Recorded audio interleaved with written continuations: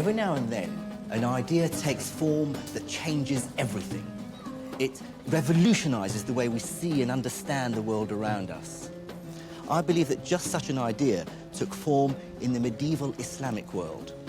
It's the idea that everything, from the stars above to the workings of our own bodies, is not arbitrary or whimsical, but subject to certain systematic rules. And what's more, that we humans can work out what those rules might be. And then we can refine and test our theories through observation and experiment. In other words, it's the idea we now call the scientific method.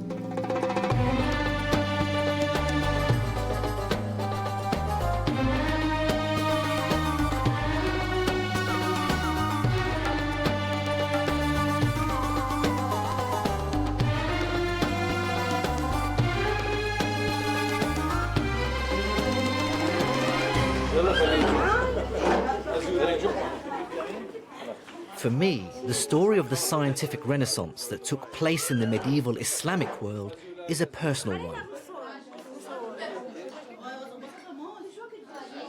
This is my cousin Samir's house in the Iranian capital, Tehran.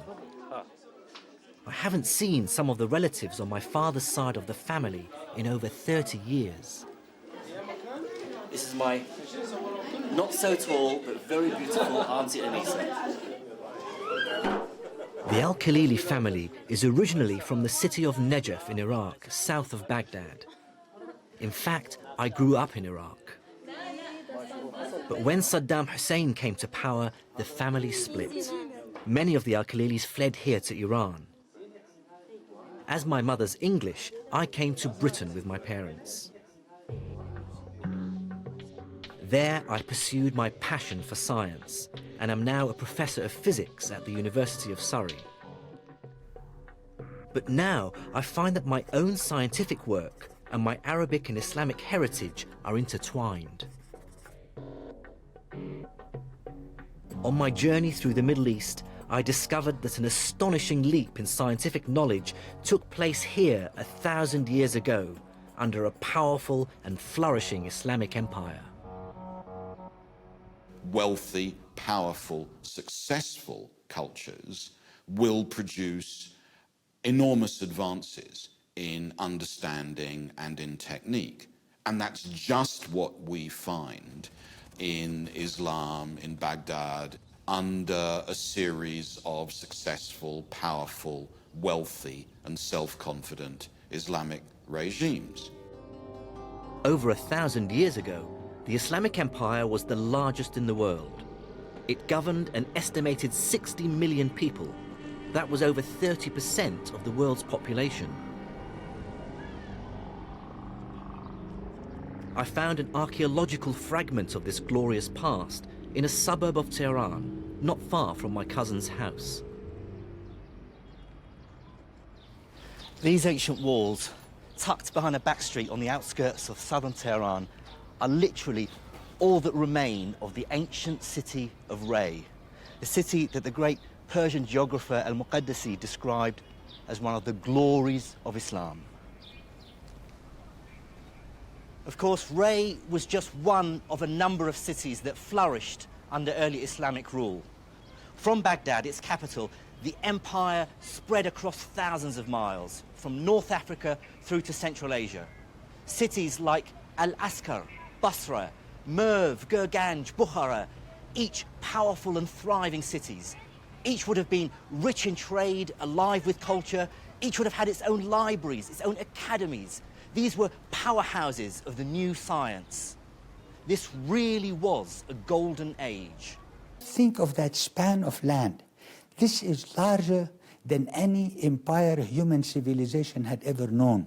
Within that span of land, you can plug in the Roman Empire and it will fill just maybe, what, 1/3 of it, 1/2 of it, or something like that.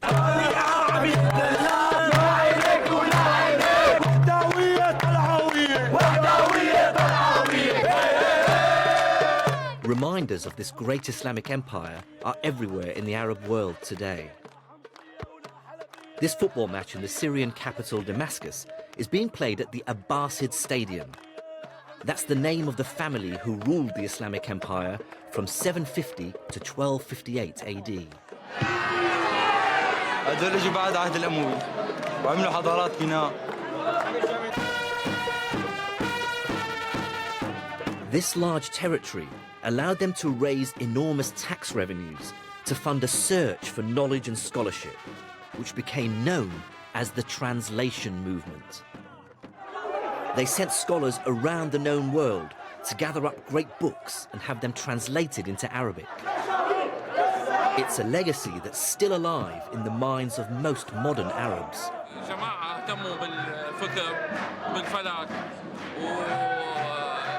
قدموا يعني طوروا تقويم الشهر كمان وعربوا الكتب اليونانية واهتموا بالعلم كثير بالطب وبالهندسة وكل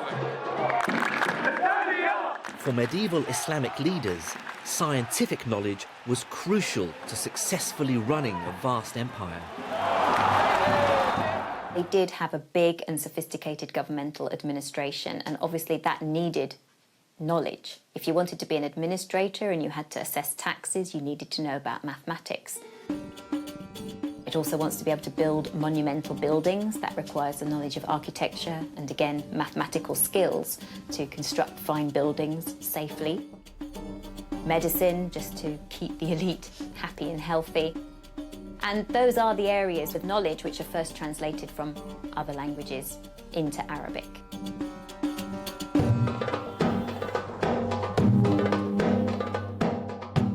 The legacy of the medieval Islamic empire is scattered across a vast region. There's architectural masterpieces like the Umayyad Mosque in Damascus, the Jami' Mosque in Isfahan, and Al-Azhar University and Mosque in Cairo. And then there are many ruins that still hint at past glories, like this, a crumbling 8th century palace deep in the Syrian desert. And this, a huge Muslim palace called Medinat al-Zahra, currently being excavated in southern Spain. These are the impressive ruins of Medinat al-Zahra, the fantastic palace city built outside Cordoba in the 9th century by Abdurrahman III, who was the greatest of all the Andalusian caliphs.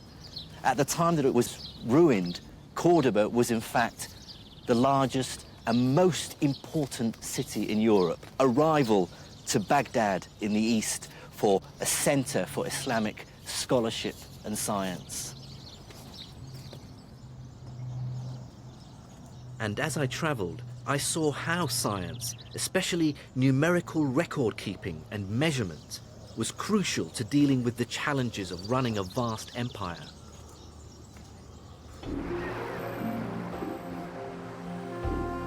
This is the mighty River Nile as it flows through the Egyptian capital, Cairo.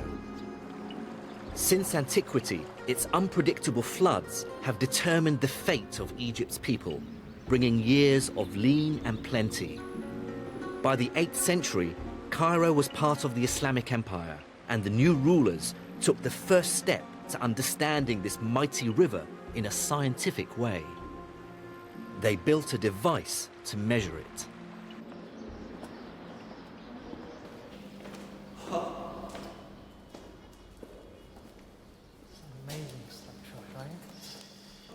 Dr. Nader Al-Bizri of the Institute of Ismaili Studies is showing me the Nileometer. It's basically a huge colonnade that was built in a chamber connected by tunnels to the river. As the water rose or fell, its height could be read from the central column. The central colonnade here is ultimately a measuring instrument. It is very precise. It's almost 1 inch between a marking and another. Presumably they need to know seasonal variations in the height. And to try to have some sort of record so that they could measure against certain years, where a year was known for a high level of flood versus another year known for its drought. Then they might perhaps take some precautions. Yes.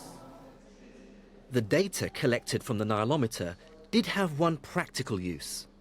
By creating an objective record of the river's behavior, it allowed the rulers of the time to calculate how much tax to levy on Egypt's farmers.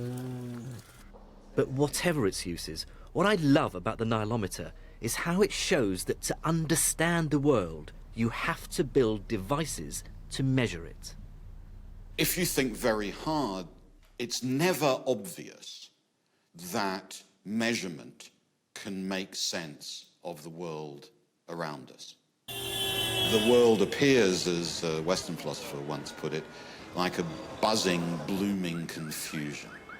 And the idea that we as a group have tools which are reliable, which have sufficient integrity, which have an intellectual grip that can make sense of the basic phenomena we see around us, that's an astonishing idea.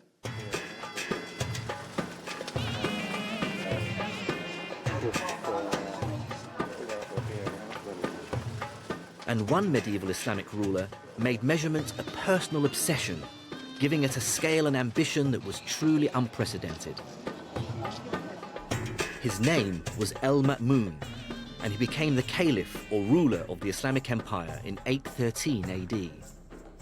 Al-Ma'mun lived in a culture without portraiture, so all we have are later impressions of what he might have looked like. Al-Ma'mun funded a range of scientific research, but one particular project was a personal favorite of his. And given that he ruled over such a large territory, it's hardly surprising what it was: map-making. In the second decade of the 9th century AD, Al-Ma'mun commissioned a new map of the world, and his scientists did a pretty impressive job. It was a vast improvement on all maps that had come before. What we see here is that they've really got the Mediterranean, its shape and how it links in with the Black Sea, the Middle East, even the whole of Asia as far as China and Japan. They've even got the Indian Ocean and the east coast of Africa. It all looks pretty impressive for the known world at the time. Of course, what Al-Ma'mun ultimately wanted to know was how much of the Earth as a whole did he possess? And this begged the question, just how big is the Earth?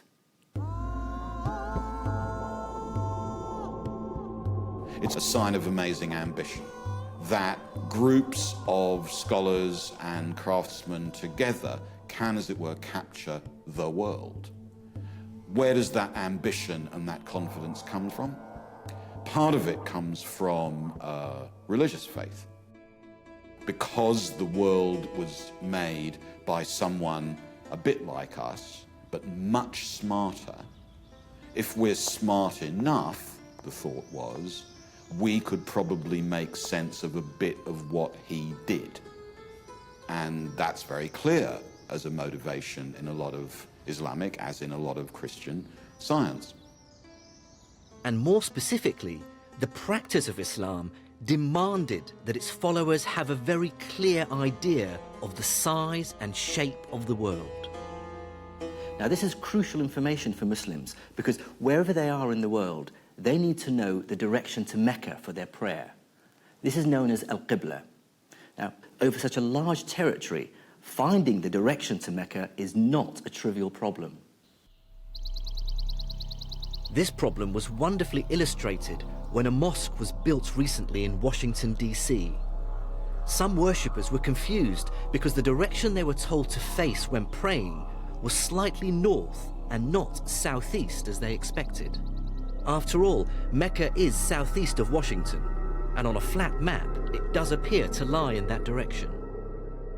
But on a curved sphere, the shortest distance between any 2 points follows what's called a great circle. So, for example, this great circle line between Washington and Mecca is quite different to what you might expect. So the direction to Mecca from Washington actually points slightly northeast rather than southeast. Of course, this is complicated stuff, but the key point for Islamic scholars is that knowing the direction to Mecca requires a knowledge of how steeply the earth curves.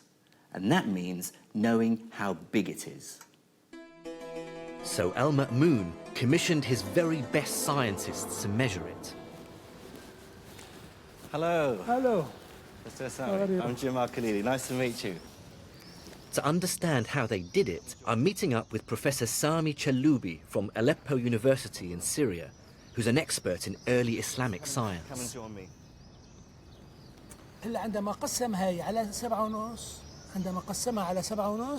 Professor Chaloubi began by explaining the measuring technique, which El-Ma'mun's scientists first used and which they had inherited from the Greeks. We're now talking about the earlier Aristophanes technique of measuring the circumference. It was repeated again by the Abbasid astronomers, was to measure the distance between 2 points and then look at the angle of inclination of the sun. So in Egypt, in Aswan down in the south, they regard the sun as being vertical. This is near to the equator. And they worked out how far away from the vertical the sun was if they measured it from the north of Egypt in Alexandria, which is on the Mediterranean coast. El-Ma'mun's astronomers repeated the Greek experiment in Syria and Iraq by measuring the angle of the sun in the sky at noon at one known location. They then walked due north to a second location, carefully measuring the distance they travelled. At the second location, they once again measured the angle of the sun at noon. This angle would have been slightly smaller than the first one. With these figures, El-Ma'mun's astronomers were able to estimate the Earth's circumference. They got a value of 24,000 miles, within 4% of the correct value. Not bad, you might think, but this method was flawed and ultimately unreliable. The main problem with it was that measuring the distance between two locations was incredibly difficult. It could only be done by the unreliable method of counting paces as you walked through the burning desert. A more reliable and sophisticated method for estimating the Earth's size was needed. And 2 centuries after El-Ma'mun died, it came. What made it possible was a great leap of imagination, and the fact that by 900 AD, much of the world's mathematical knowledge had been translated into Arabic, so scholars could scrutinize and improve on it. Out of this obsession with scholarly learning came a true mathematical visionary, Abu Rayhan Muhammad ibn Ahmed al-Biruni. And like all Islamic scholars of the time, al-Biruni was obsessed with the science and mathematics of the ancient Greeks, Babylonians, and Indians. And because of the success of the translation movement, he had literally on his desk the great work on geometry by Euclid, Ptolemy's Almagest, the Indian text, the Sinhind, and the famous work on algebra by Al-Khwarizmi. Professor Chaloubi has brought along the book in which al-Biruni describes how he combined algebra and geometry with some very simple and practical measurements to solve the epic problem of how to calculate the size of the Earth. Biruni text from This is his Al-Qanun al-Mas'udi. The Mas'udi canon. Yes. This is Biruni's canon, which I've been trying to get hold of, where he describes this fantastic experiment. And oh, you found the page. Yes. Having read al-Biruni's description of how to estimate the size of the world, I wanted to try it for myself.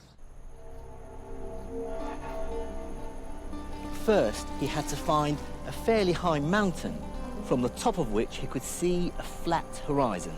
In this case, the sea. What I love about this story is that with a few simple measurements around this small mountain peak, you can work out the size of the whole world. Al-Biruni's first step was to work out the height of the mountain. He did this by going to 2 points at sea level, a known distance apart, and then measuring the angles from these points to the mountaintop. So, to measure the angle to the mountaintop, Biruni had to use a device like this called an astrolabe. It's basically a giant protractor. It has the angles in degrees marked around the outside and a pointer to help him determine his line of sight. So if we try now and determine the angle to the top, it has to hang freely And then, okay, so if you let it hang. I'd like to stress, if you haven't noticed already, that Al-Biruni would have made his measurements more meticulously than I am. He did them again and again to get consistently reliable results. Okay, that's about it. And that is 24.5 degrees. Okay, so now we've determined one angle. We now have to go and pick our second spot along the beach.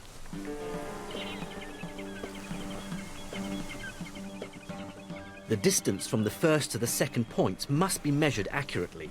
In this case, it's 100 meters, and the 2 points must be in a straight line with the mountain.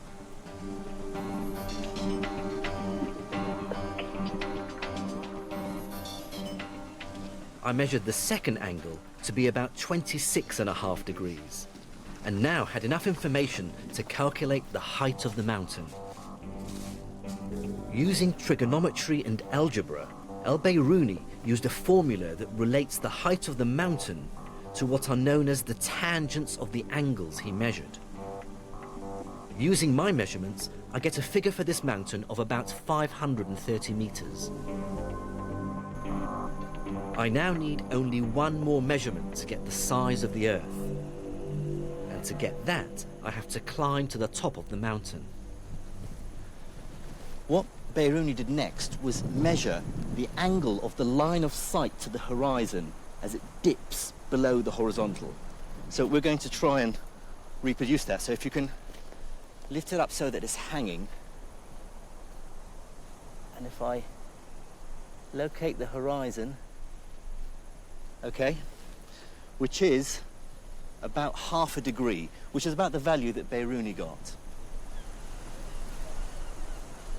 Now here's the really ingenious part. Biruni had measured 4 quantities, 3 angles and a distance. He used 2 of the angles and the distance to work out the height of the mountain. Al-Biruni now had everything he needed. In essence, Al-Biruni imagined a huge right-angled triangle which has as its 3 corners the mountaintop, the horizon, and the center of the Earth. Trigonometry told him that the angle he had measured and the height of the mountain are related to the radius of the Earth, and algebra allowed him to calculate it. With this formula, Biruni is able to arrive at a value for the circumference of the Earth that's within 200 miles of the exact value we know it to be today, about 25,000 miles. That's to within an accuracy of less than 1%, a remarkable achievement for someone 1,000 years ago.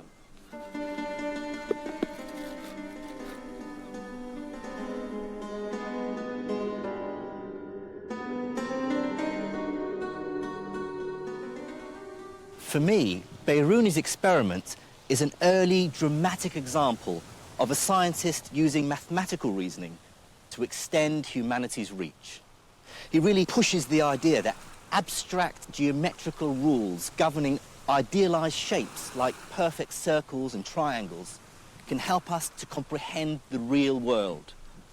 Einstein used precisely the same approach, admittedly with much more advanced mathematics, when he developed his general theory of relativity almost 1,000 years after Biruni. But both Einstein and Biruni were united by a single common idea. With mathematics, humanity can embrace the universe.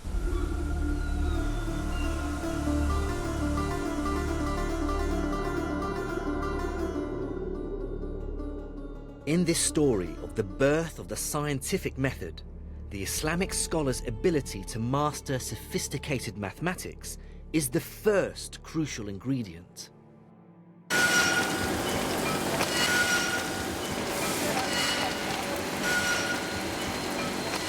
The second crucial ingredient is the use of experiment in science. Without experiment, theory remains meaningless and sterile.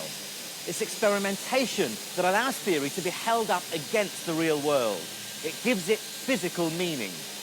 But whereas sophisticated mathematics grew out of the empire's obsession with the world's learning through the translation movement, practical experiment came from the daily needs of a powerful and expanding civilization.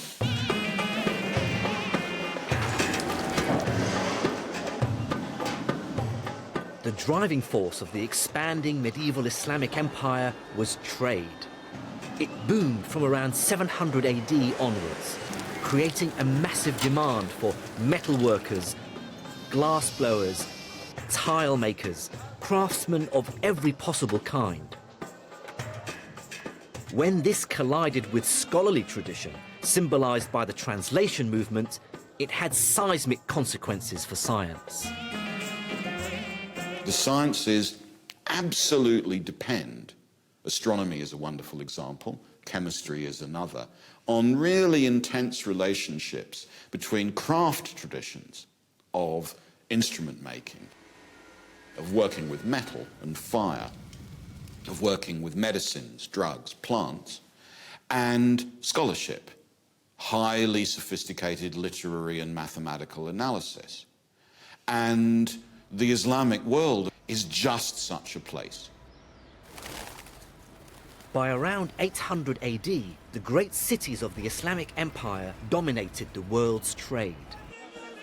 To its markets came silks, spices, drugs, fruit, perfumes and gold, from as far afield as India and China in the east and Spain in the west. Anything that could be traded was.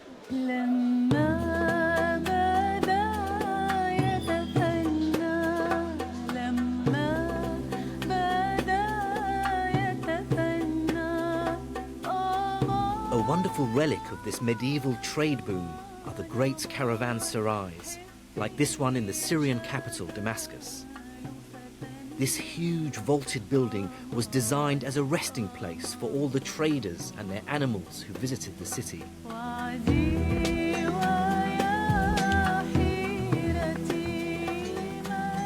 On their ground floors were wide spaces for animals and goods. And above, there were rooms for the rich merchants to refresh themselves before another day of haggling. One 10th century traveller talks of the riches and beauties of the bazaars, and that the income of the provinces and localities was between 700 and 800 million dinars.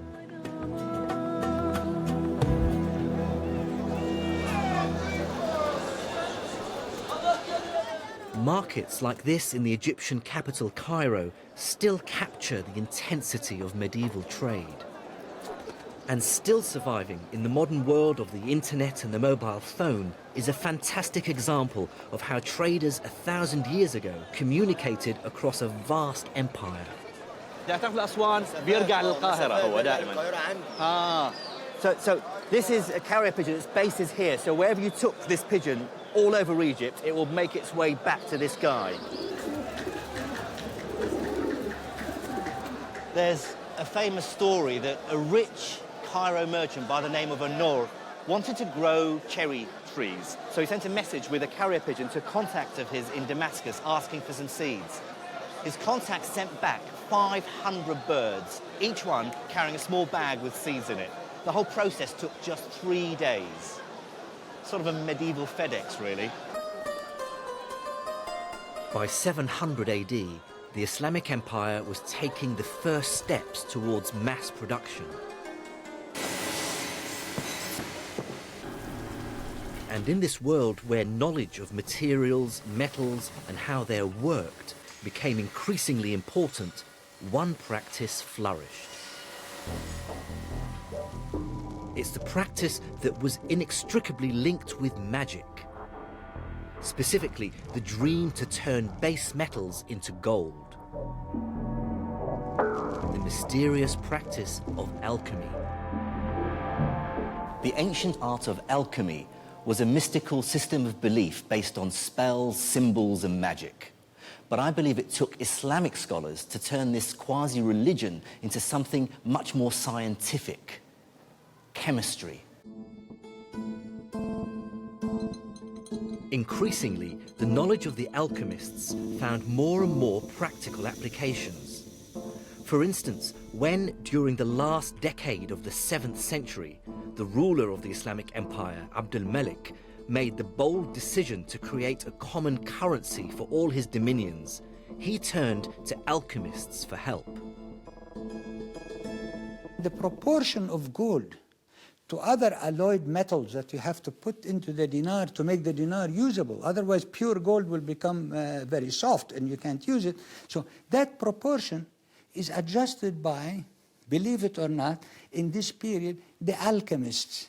It is the alchemists who knew how to combine metals together and how to get the proportions of this gold to silver and gold to bronze and so on.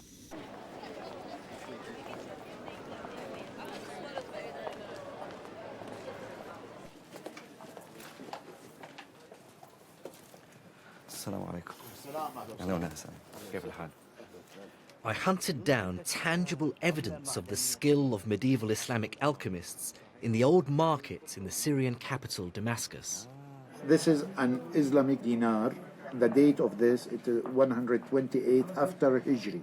So the middle of the 8th century, almost 740s. Yeah, in the middle of the... This 1,300-year-old coin, made of an alloy of different metals, isn't just durable. It's also malleable enough to be inscribed with intricate Arabic writing. No God instead of Allah. Coin making is one of the many examples of how the practical needs of a booming economy began to turn the magical practice of alchemy into modern chemistry. What's striking about chemistry in the medieval Islamic world is the sheer quantity of manuscripts that deal with the subject. There are literally thousands that survive, dealing with subjects as varied as metallurgy, glass making, tile making, dyeing, perfumery, weaponry. There's even a description on how to distill alcohol. All this activity clearly points to a bustling economy with consumers, soldiers, engineers, architects, all demanding innovation and all demanding new technology. A great example of applied chemistry in the medieval Islamic world was the manufacture of soap. This stuff, solid soap that you can really clean yourself with, was virtually unknown in Northern Europe until the 13th century, when it started being imported from Islamic Spain and North Africa. By that time, the manufacture of soap in the Islamic world had become virtually industrialized. The town of Fez boasted some 27 different soap makers. And cities like Nablus, Damascus, and of course Aleppo became world-renowned for the quality of their soaps. A 12th century document has the world's first detailed description of how to make soap. It mentions a key ingredient, and it's a substance that became crucial to modern chemistry, an alkali. Now, alkaline substances are crucial to soap making. But what's interesting is that our word alkali derives from the Arabic al-qali, which means ashes. That's because back then, alkalis were manufactured from the ashes of the roots of certain plants like saltwort.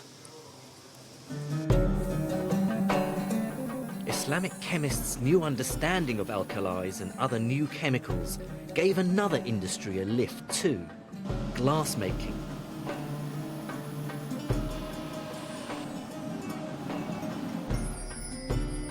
The Islamic chemists discovered that they could change the color of glass using newly discovered chemicals like manganese salts. And they built industrial furnaces, some several stories high, to manufacture glass in huge quantities. The legacy of their skills can still be seen in beautiful stained glass windows. Islamic chemists also developed many other colors, pigments and dyes using their new alkalis and metals like lead and tin. These helped architects to decorate mosques like this one in the Iranian city of Isfahan in a glorious range of colors and designs.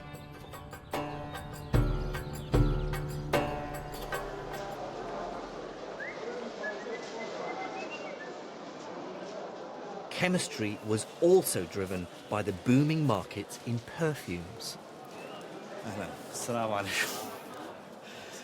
In the main market in Damascus, traders still make up your favorite scent as they would have 1,000 years ago.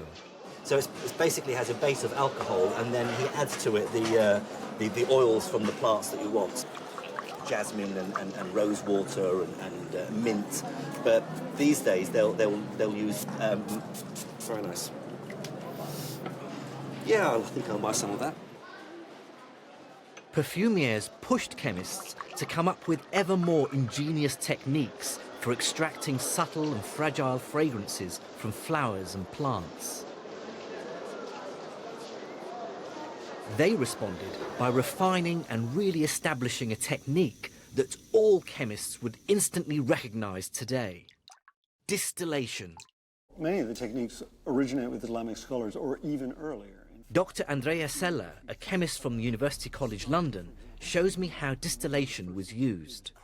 Distillations would have been done in devices sort of related to these. This is what's now called a retort, and we don't really use them anymore, but retort comes from the word to bend. In other words, a flask which has been bent over, and that's crucial. Well, many of the techniques... The shape means that a gas produced in the flask is forced to condense in the spout, and it's the main way of extracting scents from flowers and plants.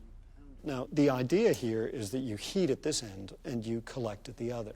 And so we should actually take a look and see if we can do a quick distillation with rose petals. First, we need to just put in a little bit of water. The water and steam will essentially control the temperature. What we don't want is for this to get too hot. The trick with this kind of distillation is to use heat to release the scent molecules, but at the same time making sure that these delicate substances aren't destroyed in the process. You actually use the steam to control the temperature, and the steam will carry those smells over. You can see the liquid coming up, condensing in the long tube. And there is already liquid coming over. Through, yeah. And that should be carrying with it some of the sort of rose water smell. Yes, you can really smell it. This picture shows a 14th century perfume distillery. Middle Eastern perfumes were known to have been sold as far away as India and China. The Islamic chemists also played a pivotal role in another more gruesome industry: weaponry. Historical records during the Crusades talk in terrified tones of how the Muslims would attack the Christians with burning missiles and grenades, striking fear into the hearts of the defenders. Many of these use a substance known as Greek fire. Islamic chemists improved on Greek fire by using and refining a naturally occurring resource: petroleum. They developed the idea of distilling petroleum, or naft, to create a lighter, extremely flammable oil, which they mixed with other volatile chemicals to make them burn furiously. And the result was clearly terrifying. What all these medieval Islamic texts on chemistry have in common is their great attention to detail, which is clearly based on careful experimentation. In fact, the whole idea of a laboratory where chemical and industrial processes can be tried out really takes hold at this time. The ingenuity of medieval Islamic chemists is impressive. But I wanted to know something deeper. What contribution did they make to our modern understanding of the principles behind chemistry? This is the centerpiece of modern chemistry, the periodic table. It lists all the known elements. Its key idea is to group substances with similar properties together. On the far right, for instance, are the inert gases. On the far left are the volatile metals. The periodic table is a triumph of classification, giving scientists a way of organizing their knowledge of the material world. Classification is simply a way to think clearly. I mean, what you need when you have some ideas about how the world works is that gives you a kind of schema, and you chop the world up into categories. And that actually helps you to understand, to make sense of what's around you. People had been trying to classify the material world since ancient times. The Greeks, for instance, thought there were just 4 worldly elements: air, earth, fire, and water. But this idea was a philosophical one and had little practical value. And that's what medieval Islamic chemists really changed. They used experimental observations to classify the stuff the world is made of. At the forefront of this was a medieval Islamic doctor and chemist called Ibn Zakaria Al-Razi, who was born here in the city of Ray, just outside the Iranian capital Tehran, in 865 AD. Al-Razi's classification was very different from the Greek one. He argued, for instance, that minerals, roughly stuff we dig out of the ground, should be classified into 6 groups, depending on their observed chemical properties. The same guiding principle that lies behind the modern periodic table. Now, what I've done is I've brought materials from his classification scheme. And we have here what he called the spirits. We have the metallic bodies, we have the stones, then we have the atriments, the salts, and finally the boraxes. Each of Al-Razi's groups had a profoundly different experimental behavior. For instance, spirits were flammable. The metals were shiny and malleable. Salts dissolved in water. Of course, these classifications are not the way we do it today. But the point is that for the first time, Al-Razi was grouping substances on the basis of experimental observations, not philosophical musings. We've come over 1,000 years since the work of Al-Razi. What sort of debt does modern chemistry owe to him for his classification? Well, I think with Razi we start to see the first classification which really leads on to further experiments, the first schema which allows people to start doing rational work. And so really he lies at the start of almost formal chemistry, which ultimately leads to our periodic table.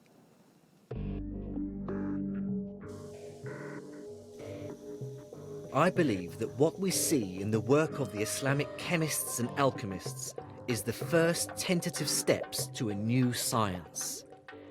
Yes, by our standards, it contained a lot of magic and mumbo-jumbo, but it placed an emphasis on experimentation that was truly revolutionary.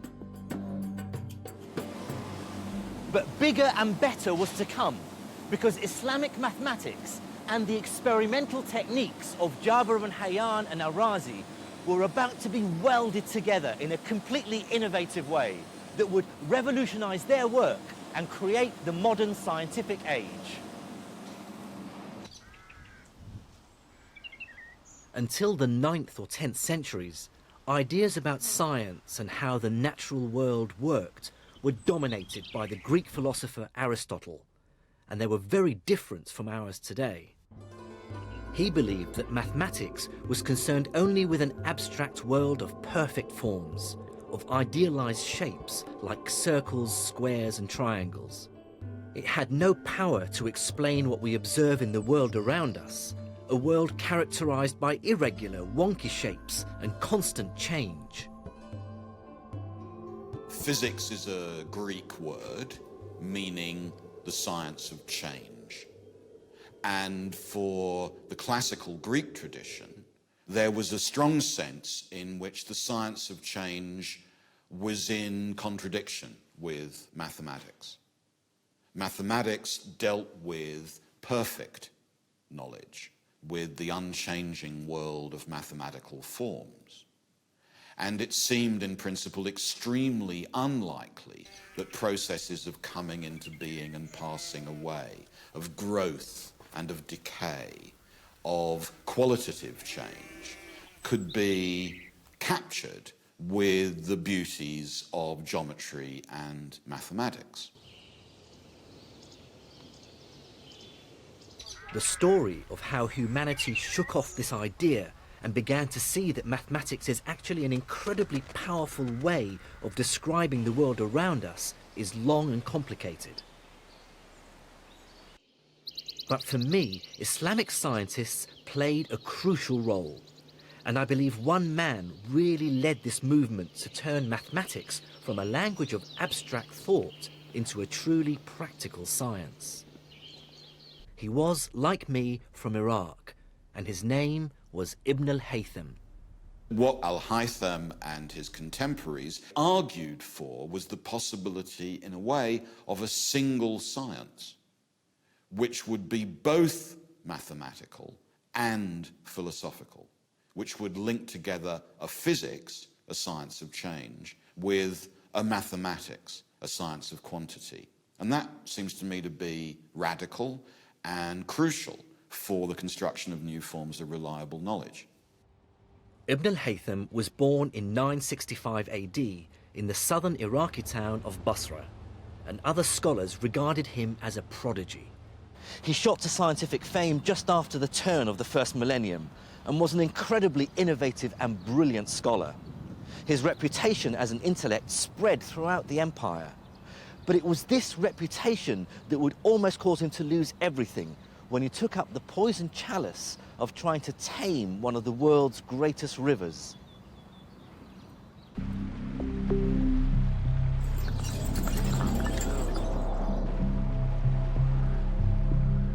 There's a wonderful, if suspiciously apocryphal story about how Ibn al-Haytham's career as a scientist was transformed.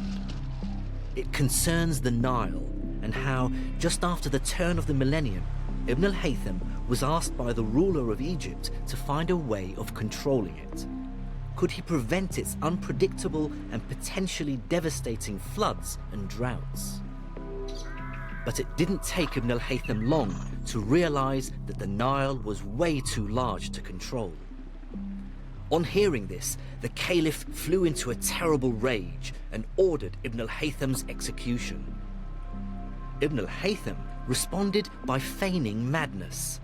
The execution was called off and he was placed under house arrest. There, with time on his hands to contemplate, the story goes, Ibn al-Haytham considered deep and fundamental questions in physics. And he began with a truly enigmatic and universal problem.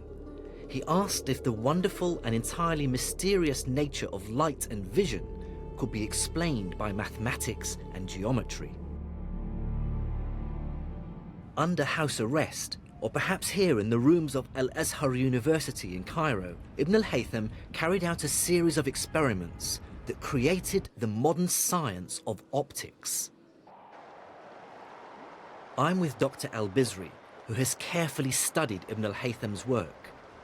He explained that Ibn al-Haytham first considered the Aristotelian explanation for how we see, an explanation that was completely unmathematical. Aristotle argued that when we look at, say, a tree, its essence or form emanates from it and then mysteriously flows into our eyes.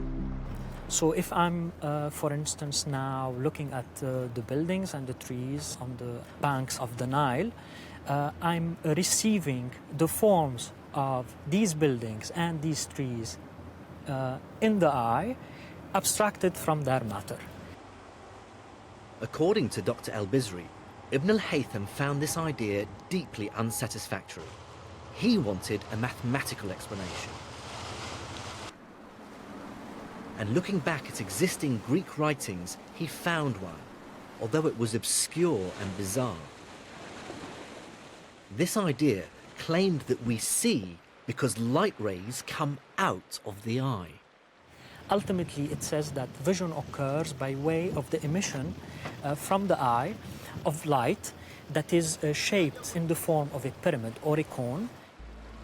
This cone-shaped beam illuminates what we're looking at and is defined by nice geometric straight lines. It seems Ibn al-Haytham liked this mathematical approach, but immediately spotted its flaws. If we see, he asked, because light comes out of the eye, why does it hurt when you look at a bright object like the sun, but not hurt when you look at something dim? Or at night, can light from our eyes really be lighting up distant objects in the sky? So, in an inspired piece of thinking, Ibn al-Haytham combined the two Greek ideas and defined our modern understanding of light and vision. Light, he said, does travel in straight lines that obey geometric laws, but instead of them coming out of the eye, these rays travel into it. It is the development of an entirely new theory, and also methodologically, it is the beginnings of mathematizing physics. What Ibn al-Haytham did was take the principles of geometry with its rules governing straight lines and apply them to the real world. He then designed experiments which would test whether the real world measured up to his mathematics. In about 1020, Ibn al-Haytham published his groundbreaking geometric explanation of light in his Kitab al-Manadhir, or Book of Optics. And what really marks this book out as science is that Ibn al-Haytham carefully justifies his theories with detailed experiments that others can repeat and verify. He starts from first principles to find out how light travels.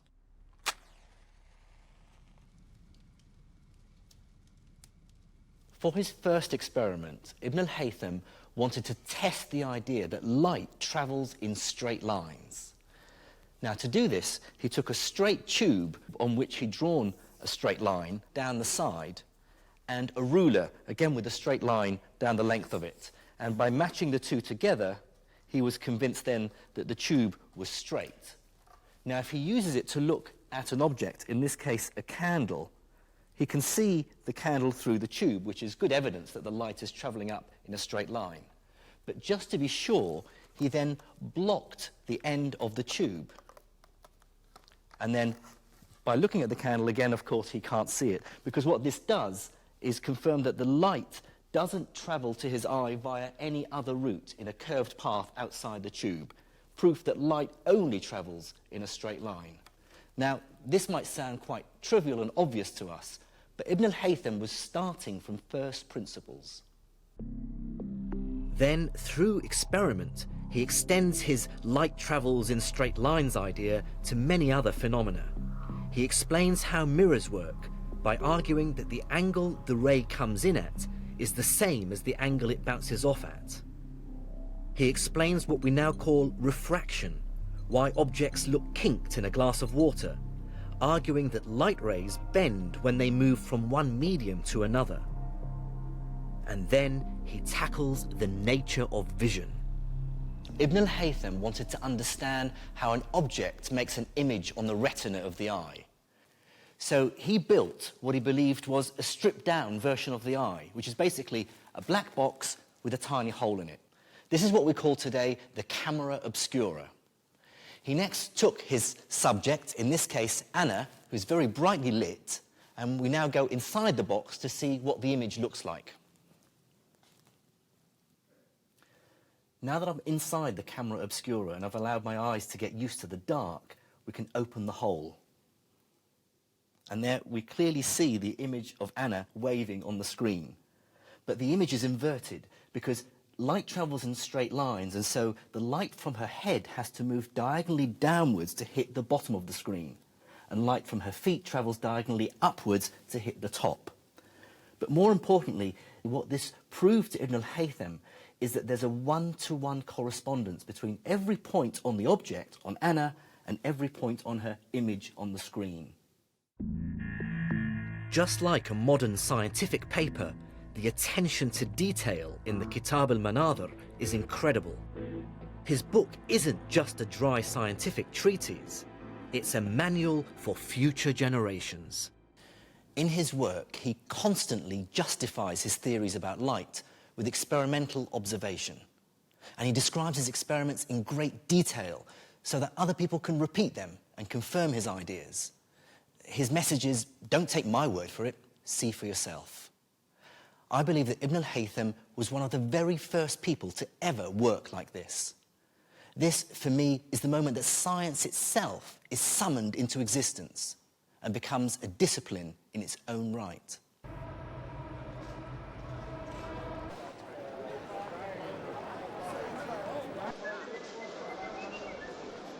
What I find so impressive about Ibn al-Haytham is how once he arrives at his mathematical theories, he then uses them to extend our knowledge of the real world. So, for instance, he used his new ideas about light to deduce that the Earth's atmosphere is of a finite thickness. And he even estimated what that thickness is. He did it basically by measuring how long twilight lasts. He rightly assumed that the reason it continues to be light after the sun has dropped below the horizon must be because its rays bend as they enter the Earth's atmosphere.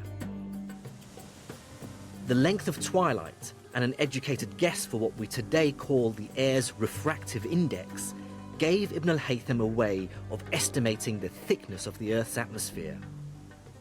He came up with a figure of around 40 kilometers, about half of the modern value. That's pretty impressive. It really shows how mathematics extends the power of science to explain.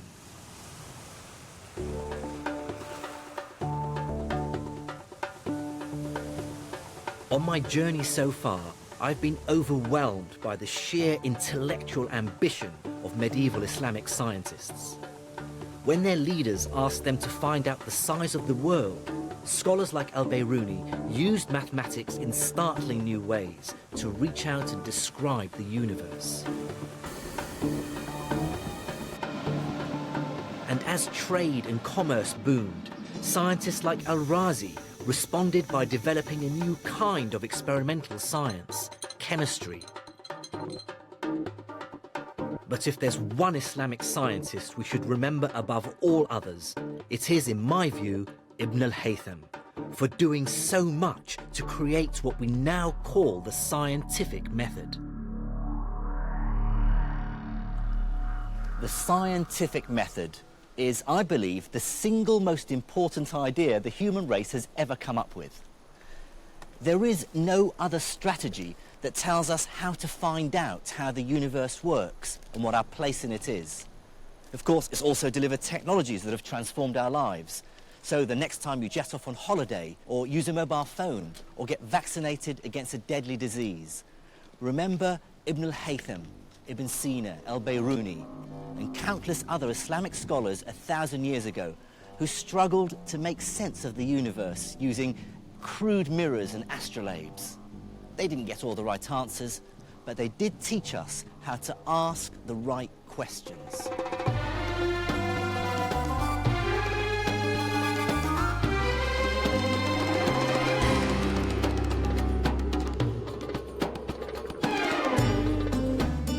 In the next episode, I travel to Syria and northern Iran to find out about the great Islamic scientists who revolutionized astronomy, making it a truly modern science. And I'll also discover how the man many consider to be the father of the European scientific renaissance, Copernicus, borrowed from Islamic astronomical theories. And I'll unravel the mystery of how the golden age of Islamic science came to an end.